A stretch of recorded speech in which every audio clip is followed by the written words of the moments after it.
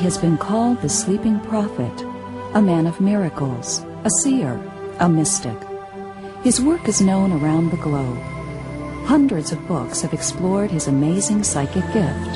From medical diagnoses to predicting social change, Edgar Cayce's legacy has touched the lives of millions. For 43 years of his adult life, Edgar Cayce gave psychic readings on more than 10,000 different subjects.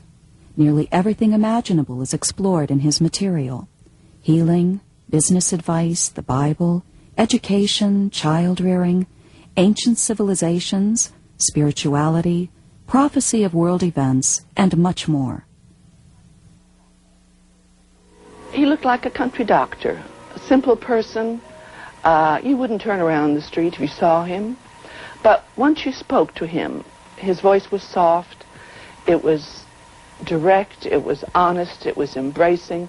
And for me, I always saw a double pupil, a superimposure, as if he were looking through eternity. It made you a little uncomfortable at times because you wondered what you had done yesterday or said yesterday that you ought not to have said.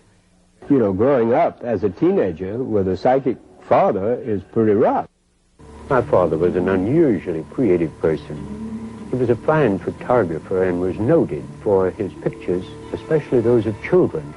Edgar Cayce was an inventor of games. He loved to play all kinds of games and invented one called Pit, which is still on the market.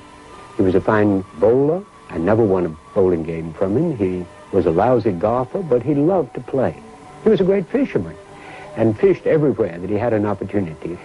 He was a man who loved to cook and did all kinds of things with preserves and berries of various kinds.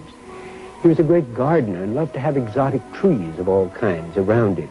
He was a man who was a fine Sunday school teacher, and he always had the largest classes in any church that he worked in. Most of the people he never saw, many of them didn't even acknowledge the reading or pay for them. But if he was asked, he would give. I don't know what I would have done or where I would be without it. I thought everybody's father gave readings. Didn't want a doctor, I wanted one of Dad's readings. I think he felt that he had the ability to help people, and that's what he wanted to do. I often heard him say, do you suppose this is ever going to amount to anything?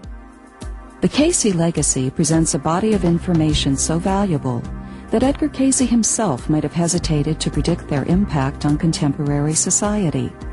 60 years ago, who could have known that one day terms such as meditation, auras, spiritual growth, reincarnation, and holism would become household words to millions? Cayce's organization, the Association for Research and Enlightenment Incorporated, ARE, has grown from its humble beginnings to an association with Edgar Cayce centers in countries around the world. Today, ARE consists of hundreds of educational activities and outreach programs, a children's camp, a multi-million-dollar publishing company, massage and health services, an historical foundation, and an affiliated university. For decades, the Cayce readings have stood the test of time, research, and extensive study. Just who was this man? A farmer boy who would become the most documented psychic of all time.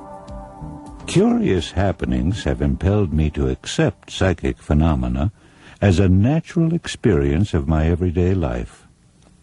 If I could sit down with you for a quiet conversation, I'd tell you this story. I was born and reared on a farm near Hopkinsville, Kentucky.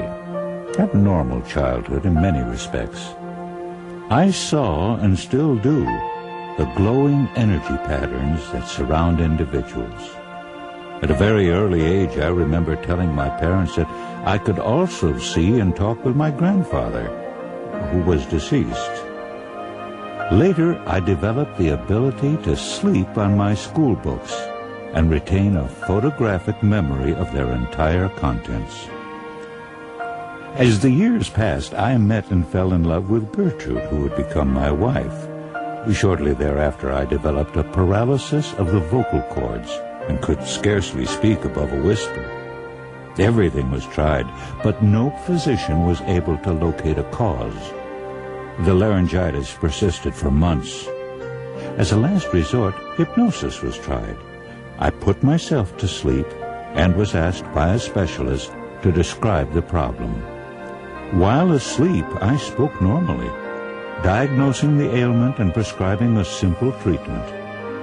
After the recommendations were followed, I could speak normally for the first time in almost a year. The date was March 31st, 1901. That was the first reading. My life is a combination of literally thousands of such experiences. When it was discovered what had happened, many others began to want help. I soon learned that I could put myself into this unconscious state and give readings for anyone, regardless of where they were. Newspapers carried articles about my work, but it wasn't really until Gertrude was stricken with tuberculosis that the readings were brought home to me.